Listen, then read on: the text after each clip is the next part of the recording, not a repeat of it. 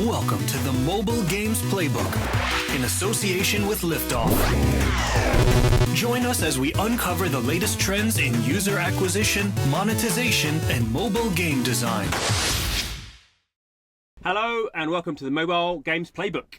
Thanks for tuning in for another episode. This is the podcast all about what makes a great mobile game, what is and isn't working for mobile game designers, and all of the latest trends. I'm your host, John Jordan, and joining me today we have two experts to discuss the topic of user-generated content in producing effective user acquisition strategies. So they are experts in the field. So welcome to Nicole Danser, who is the Senior Manager of Creative Strategy and Production at Liftoff Influence. Hello, it's good to be here. Hello. Good. And also we have Sydney Bruce, who is Creative Account Strategy-UGC, also at Liftoff Influence. How's it going, Sydney? Hey, great to see you. Thanks for having me. Good. So thankfully we have two experts, and we have me as the host who is not quite sure what we're going to be discussing today. I've had a little brief ahead of time. So maybe to kick off, probably the audience is more in my sort of more my level than your level. When we talk about user-generated content for sort of UA, so basically marketing, what are we talking about, and why is this something that is now the industry is talking about? Well, why is this now important when maybe a couple of years ago it wasn't? Yeah, I would say 4 to 5 years ago when TikTok wasn't as prevalent and there wasn't, Instagram Reels, a testimonial style ad or a skit of some sort did not hit well on like mobile advertising platforms, to the point where when our team got acquired, sometimes folks would be like, oh, we shouldn't try that. But as TikTok became more ubiquitous, this social media platforms with human beings and like their faces plastered all over the internet, mobile advertising platforms can screen those types of ads and people watch them because they see it everywhere, they're entertained by it. And so we can use those formats that we see from TikTok and Instagram and other social media platforms and use their formats and put in our value propositions about a specific app, make an entertaining story while still getting across why an audience should download an app of ours. So I guess it's sort of interesting that it's something partly to do with technology, partly to do with the platforms and sort of the content that they're cooking up, and then over time that's sort of like an education process for the audience. Whereas at one time, a few years ago, you could have exactly the same ad you're doing now, but it just wouldn't work. So there's a sort of a combined process going on there, which is how we consume stuff, which is interesting. When we talked about that in sort of the abstract at a very high level, when we're thinking about when you're starting out and thinking about, you have obviously games and you have sort of creators, influencers, and you're going to get them to UGC. How do you start doing that process? Because obviously, I assume you have some sort of broad guidelines about what you want them to do. You don't give them sort of carte blanche, and obviously we have games and audiences and how you tie that things together. So what's the sort of starting point for these sort of campaigns? I think it really depends on the client. Like for our team specifically at Creative Studio at Liftoff, there's a lot of collaboration with the client during the pre-production phase of the UGC process. So along with brand guidelines and any asset requests, we'll also discuss their user base for the particular app title. Our advertisers know the audience demographics for their apps, and sometimes they'll provide us with user personas, which may include gender and age breakdowns, user motivations, or what keeps the user engaged within their app. I approach these conversations with the clients with a general knowledge of the user demographics anyway, because of the Liftoff Intelligence platform, or I have reviewed the Top Source app, which is where the ads are actually being shown. And I've probably most likely worked with apps in similar verticals, so have a general sense of the type of audience and creator that we want to work with. And then on identifying the right creator, there are several factors that our creator team takes into consideration.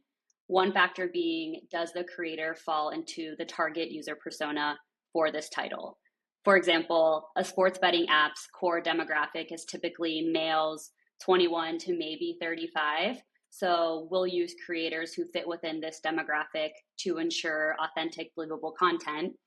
But it's really important to always test new creator demos because creator talent can reign supreme. So we've had advertisers show or let us know that the core audience is 30-something females, but we'll have a fantastic creator who is a male or a creator who presents younger than 30-something, and their creative is so engaging and authentic that it actually wins out over the other creatives with a creator who might look more like the targeted audience. So it's all about testing, and then especially collaborating at the beginning with the client. And in terms of sort of the workflow, obviously you're sort of asking them to sort of create some, a custom bit of sort of content. I mean, that's the UGC bit. So obviously that's a much more engaged process than you handing them an ad, which I guess maybe was a lot of the influencer stuff before. So how does that process sort of work out? Because I can imagine some creators have their own teams to do that sort of stuff, and some of them probably don't. So there's quite a spectrum, I imagine, of how you're dealing with that. Yeah, I would say there's like a give and take between what the advertiser needs and what the creator needs. If the advertiser has very strict creative flexibility, we're going to have to get them the exact script to them and then work with a creator who's really good at memorizing a script while also making it feel authentic when they're actually talking about it. So you don't like see their eyes moving like they're reading something somewhere, or their energy just doesn't have it. When there's more creative flexibility, we let the creators have a little bit more fun with the script. We give them a general guideline. And there's also specific creators that we seek out when they're an expert in a specific kind of like template or format. So there's the interview on the street style, where you need two people who are engaging, who have good mic audio on the street, who can like have a back and forth about like, hey, like, what are you up to? I'm downloading this app. I'm the scriptwriter. I swear it's going to be better than that. But being able to find the right type of people for the right type of format is also an important part of finding creators and matching them up with demographic and brand similarities. Sydney, before you talk about sort of testing, and obviously I guess that's adding another sort of friction point in it, because obviously you're doing testing and some of the testing well, that just didn't work. So I'm just maybe it's my glass half full sort of or half empty, whichever way it is, mindset. I'm just thinking this is adding a lot of hassle to my job that I'm having to deal with all these sort of, I've got to find the creatives, I've got to sort of match it all up, and then maybe it's not going to work. And from that point of view, I'll answer that question first. Am I being overly pessimistic about just the amount of hassle that you're dealing with to get these ads out? I think we have a pretty good system down. Our team's been in the UGC realm for over 4 years now. And then we also work really close. Once we get the ads created, from the creative studio side of things, we work really closely with the account managers or creative performance managers to get the ads tested. So once they are ready, we'll set like a priority for testing cadence. This is usually based on like previous performance metrics for similar UGC or similar titles. However, if a creator submits an outstanding UGC video that we believe will perform really well, we'll probably set it as a higher testing priority. But there are multiple strategies behind testing UGC. So do we want to test the creator? Do we want to test the script or the concept? Do we want to test the same creator, the same script, but a different UI or gameplay asset within the UGC? So from there, we can run like A/B tests for any of these variables to determine what performs best. And then I think on top of that, to achieve like maximum impact, we'll look at the data, make any adjustments, and then we can make iterations on the UGC. So we'll continue to refine it based on testing results. For example, we may see a piece of UGC that works really well as a short form video, so less than 30 seconds. And then we see a top performing asset within the same testing placement, also less than 30 seconds. How can we incorporate these two creatives? We'll stitch them together to make a long form iteration.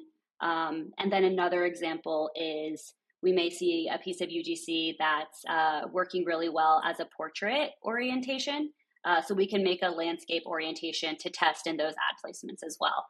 So it sounds like a lot, and maybe it is, but we've been in this space for so long that it kind of just feels natural at this point. Obviously, all these things are very different, but in terms of, just a sort of I'm going to say like an average sort of campaign, how many sort of creators would you be working with? Because effectively what you're doing is just saying when this works, this sort of format is a better way of engaging with an audience than than other types of UA. So it's basically sort of a numbers game. So roughly how many sort of creators do you need to be working with? We have our own creator platform. We have, I would say, hundreds of creators that we're working with. We have a dedicated creator team who actually manages the creators personally. They will help coach our creators to make better quality ads. But I think in terms of specific UGC campaigns that we're doing for our advertisers, that really varies on how long we've been working with the client and what their goals are. So for example, like I would say a successful UGC campaign looks different for a client who has never tested UGC before. I think in that case, we would have a lot of creators, we would have a lot of different concepts, value propositions, so that way we can test to understand what works best. In this case, this is what, like learning what type of UGC does not work is just as important as learning what does perform well. Where on the flip side, a successful campaign for an advertiser that we've been working with for a while would include UGC creatives from creators who have top performing tested UGC. So probably a smaller pool of creators there. The ideas and iterations would be coming from data-driven metrics that we've seen before. And then to these advertisers, a successful campaign includes creatives that are, hitting their KPIs, driving installs, in-app purchases, and have a strong return on ad spend. So for the sort of the level of sort of work you're putting in to this, even with your sort of streamlined sort of flow, it seems like sort of quite a lot of work. So on say a best performing sort of ad that you're creating this way, could you on a ballpark figure, could you say how much more effective it would be than what we might consider a sort of standard sort of UA ad? Would they be twice as good, 3 times as good, or would you be hoping for them to be more than that? I don't have stats. Maybe Sydney might, but what I've seen a lot of the times with advertisers that don't have UGC, and then we start making media for them, is that we'll watch as more and more of our ads get cycled into the testing process, that they'll hit the top 1, 2, 3, 4, 5, 6, 7 spenders. So I mean, sometimes it doesn't happen and we have to reiterate and figure out new ways to make the ad work. But when a UGC comes up against maybe something that's full gameplay, full user interface, it is more engaging and it gets more clicks and downloads, we've seen.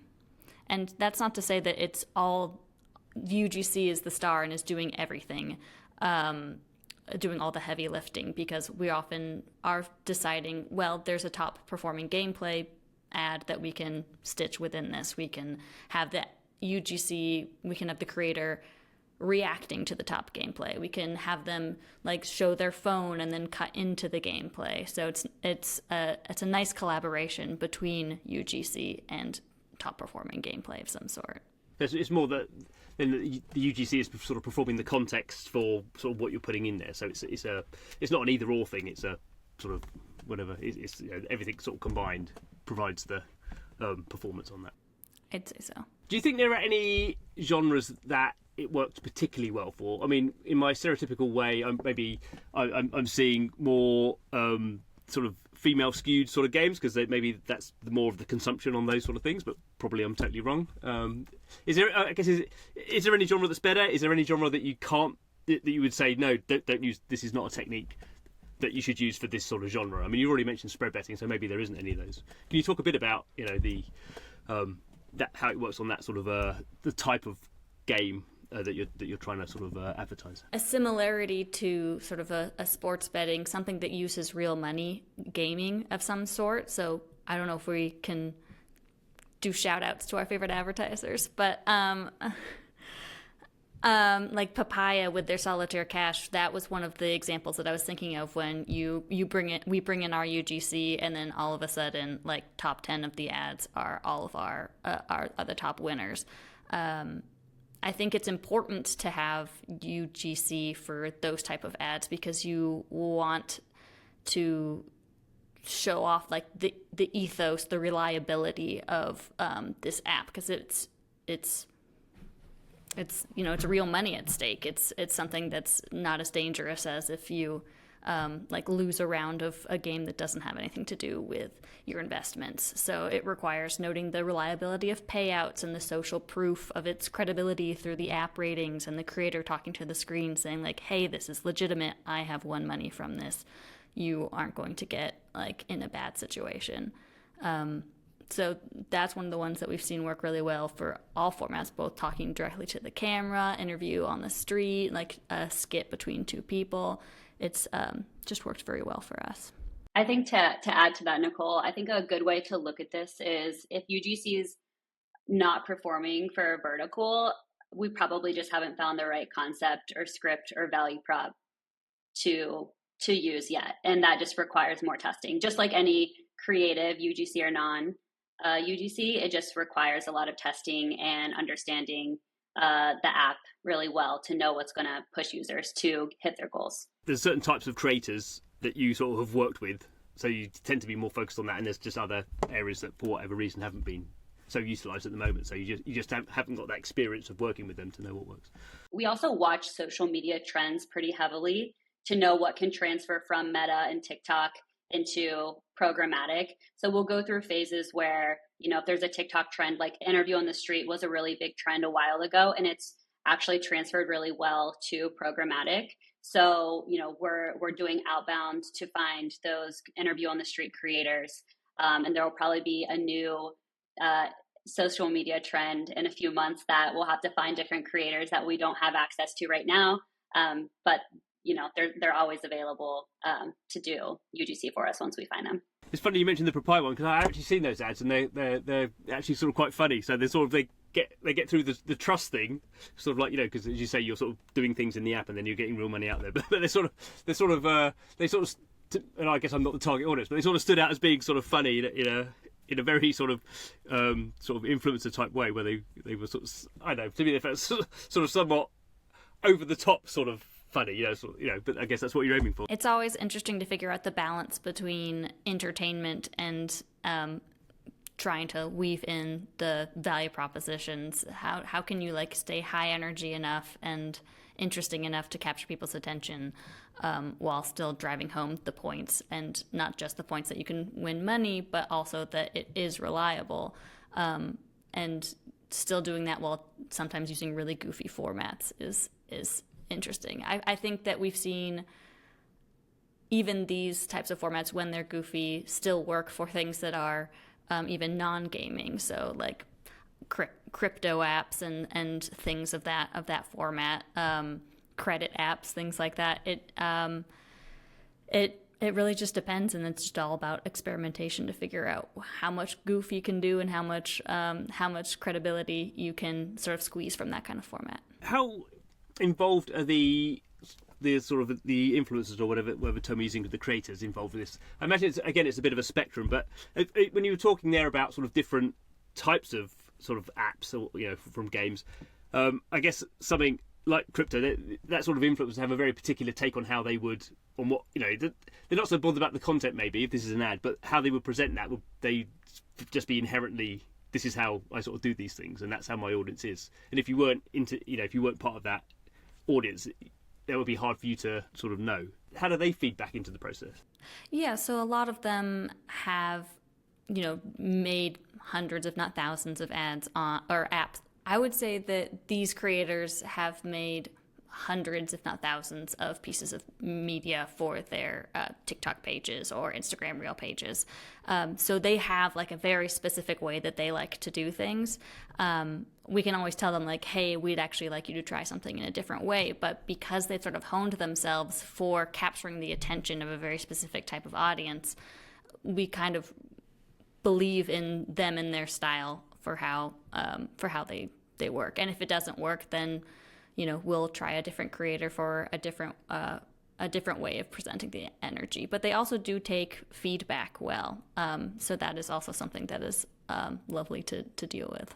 I guess sort of talking about the sort of attention economy and all that sort of stuff. How quickly do the metas get used up? Because obviously everyone's looking at what everyone else is doing, and you're looking to see what the trends are, as you mentioned, Sydney. And I guess part of the freshness of this stuff is that it's new, which means that people, you're finding out something that works really well, and then I guess over time you get a bit diminishing returns on it, because sort of it becomes interviews on the street, not like anything, but that becomes everyone's doing that. How quickly does that sort of stuff happen, or is it a little bit slower than I'm sort of suggesting? It's slower definitely in mobile advertising than it is like on DSPs than it is like TikTok, because that's like people got short attention spans. There's a new audio clip already that's hitting the charts that you've got to make your new dance to. But for us, there is if you can get onto the concept and the format first, that means that you have like legs up. You have a month up, maybe two over other folks who maybe don't have the resources that we have to find these creators and make these ads. So interview on the street still works for us, because just because you see that it works for another app doesn't mean you have the resources to go out and find these creators and get those scripts drafted and figuring out what works.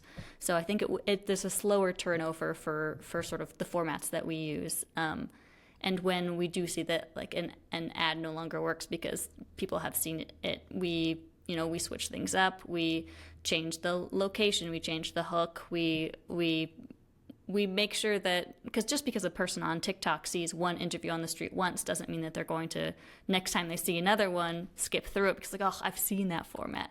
But you haven't seen like what the actual internal content of it is, which is where like an interesting hook comes up, where it's like, oh, I didn't know that this was an ad about so-and-so app, because the question that they ask at first has nothing to do with what I would expect the app to be about.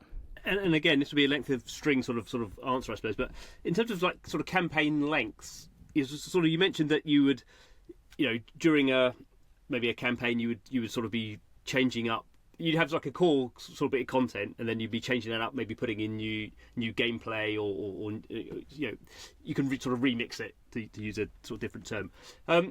Could you sort of give us an idea of sort of how would a campaign run for a month, and you'd sort of do 10 different variations? Obviously it will be all these things could be shorter or longer, but just to get a sort of rough feel of sort of how long these things are going on for, and how much you are sort of changing it up. Could you sort of give an idea around that? Yeah, I can touch on this. I think a best practice is to gather enough learnings would be to test a creative for at least a month.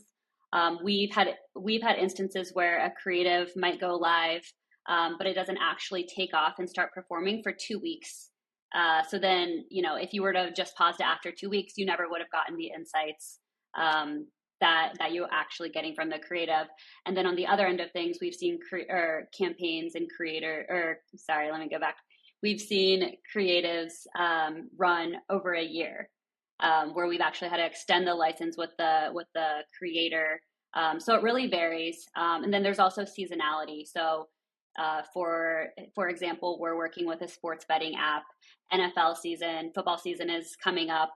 So that's going to be a really good time to start testing our UGC. They'll probably run from September all the way to February, and we'll make iterations and produce new creatives throughout that entire NFL season for the advertiser. Oh, that kind of makes sense. And if for good campaigns you have that duration, then it sort of makes sense, all the work you're doing in the early stages to sort of get the thing up and running. I was thinking if you're changing these things all the time, that makes more sense. And in terms of, particularly on the game side now, I don't know how many sort of people, or what sort of percentage of sort of mobile game UA would be using this sort of stuff. If people are sort of thinking about it, or sort of, come across this for the first time, could you sort of give any advice on what they should be thinking about? It seems like a very important sort of technique. So if people aren't using it, I guess they should be, at least, I assume you would say they should at least be investigating it.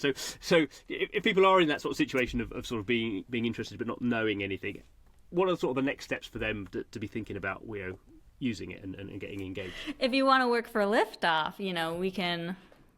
If you want to work with us, we can definitely offer it. But Sydney, I think you probably have a little more nuanced of a take. I think it's important to just know your audience, know what works well within your app. But the main thing is to be open to testing, be open to experimenting. You may think the right creator. You may think the right value proposition, but there's so many other things that could work, and you would be surprised. We have some clients who their primary audience is, 35 plus year old females, and younger male creators might actually work. So it's just about finding what is going to engage the audience and actually retain the users. So just be open to experimenting. obviously, people might have ideas about, this is our audience, this is our segmentation. They'll probably know that sort of stuff. But companies like Liftoff, I guess other companies are there, but we're talking Liftoff here. You sort of do all that heavy lifting for them. I mean, that's the expertise you bring to the table. They don't need to know any influencers or anything like that. That's the sort of process that you would take them through. Yes. Yeah, absolutely. Come to us. We're super collaborative, and that's what I love working with the clients, because, like I said, they know their app, their brand, they know it best. But we know the creator side, the UGC side. So when we work together, it performance really grows, and it's cool to see. Kind of as we come to finish up, it's always sort of difficult to look to the future, but do you have any sort of pointers towards the way you think the industry is sort of moving? Any sort of trends you think will be sort of particularly sort of supercharged in the next sort of year or so? I'm particularly interested in the collaboration between UGC and interactive ads like playables. We've seen that work in the past quarter, where even previously successful interactive ads with just a little bit of UGC response at the end based on sort of how the ad went for them, if they won or they lost the mini game within the interactive ad. I think that that's definitely going to become more prevalent. I'm really excited about creating more of those creatives, so you'll see them around. We've even got creators in banner ads at some point, or different type non-gaming and gaming interactives. So I see the future of, who knew, more UGC in more formats. Who would have guessed that would be my pitch? Excellent. Good. Any closing words from you, Sydney? I think in terms of, what's next for UGC is, it's really going to be dependent outside of, the interactive, like Nicole said, but it's going to be dependent on what the creators are coming up with on social platforms. Like, we follow those trends, and it transfers really well into DSPs. So like I said, we're always watching, what's next. We're trying to make those social media trends into ads. So yeah, I think that's kind of what's next. It's going to be depend on what the creators are putting out there and how we can, tweak those into ad placements. And not to throw an entirely different topic at the very end, is maybe a teaser if you have me back on or anything, but I work with sort of the combination of AI and UGC. I know everybody thinks AI is the future. It's probably because it is. But utilizing AI in order to, not do necessarily a 0-to-1 ad with AI, but using tools to translate them into different geos, or figuring out how to slightly tweak the language so that you don't have to have a creator film two exact pieces of media with just one slight variable change. There's a way to use AI to get that small change to be made. So there's just a lot of opportunity with AI. I know it's a hot topic. Yeah, but it's a good point there, because I guess generally I think when it comes to AI, there's sort of the immediate and maybe medium term sort of productivity, efficiency sort of things where it's doing these small tweaks, and then I guess there's the much broader sort of conceptual idea of sort of letting AI go off and sort of do its own things, which we probably won't be discussing now. But both of those have one of them is obviously maybe a bit further in the future, but they're both sort of exciting in their own way, and AI is definitely usable right now as well. So that was a good closing point there. Well done. No, that's really, I really enjoyed that. I feel I am much more educated now, and I think as a closing remark from me, as someone who's sort of to a degree sort of looked at the use of sort of influencers generally in sort of gaming advertising, and sometimes looked at that with a little bit of skepticism. I think what you've been explaining to me here sort of makes total sense, where obviously you're using the influencer's sort of audience, and you're using their style, their voice, so to speak, in the advert, but you've built these sort of processes where you're sort of shaping them in making effective adverts. So it's actually sort of seems like the maturing of sort of influencers.